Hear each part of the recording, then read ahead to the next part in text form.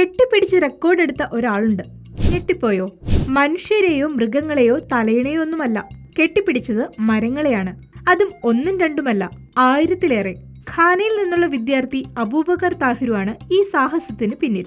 ഇതെന്താ വട്ടുണ്ടോ എന്ന് തോന്നിപ്പോകും കേൾക്കുന്നവർക്ക്. എന്നാൽ ഈ കെട്ടിപ്പിടുത്തത്തിന് പിന്നിൽ മറ്റൊരു ലക്ഷ്യമുണ്ട്: ഗിന്നസ് വേൾഡ് റെക്കോർഡ്. പരിസ്ഥിതി പ്രവർത്തകനും വനവൽക്കരണ വിദ്യാർത്ഥിയുമായ 29-കാരൻ 1 മണിക്കൂർ കൊണ്ടാണ് 1123 മരങ്ങളെ കെട്ടിപ്പിടിച്ച് നേട്ടം സ്വന്തമാക്കിയിരിക്കുന്നത്. US-ലെ അലബാമയിലെ 4 ദേശീയ വനങ്ങളിലൊന്നായ ടസ്കഗി ഫോറസ്റ്റിലാണ് താഹിറു ഈ ശ്രദ്ധേയമായ പ്രകടനം നടത്തിയത്. ഓരോ 3 സെക്കൻഡിലും ശരാശരി 1 ആലിംഗനം നടത്തണം.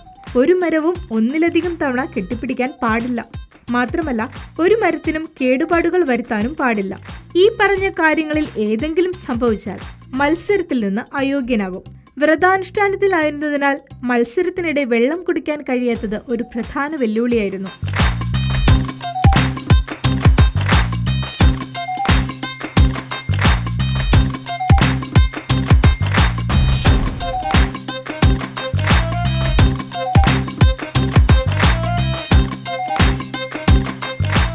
മരങ്ങളെ കെട്ടിപ്പിടിച്ചാൽ മതി എന്നുള്ളപ്പോൾ 1123 മരങ്ങളെ ആലിംഗനം ചെയ്താണ് താഹിറു ആദ്യ ഗിന്നസ് റെക്കോർഡ് നേടിയത്. സോഷ്യൽ മീഡിയയിൽ ഇതിനോടകം വീഡിയോ വൈറലാണ്.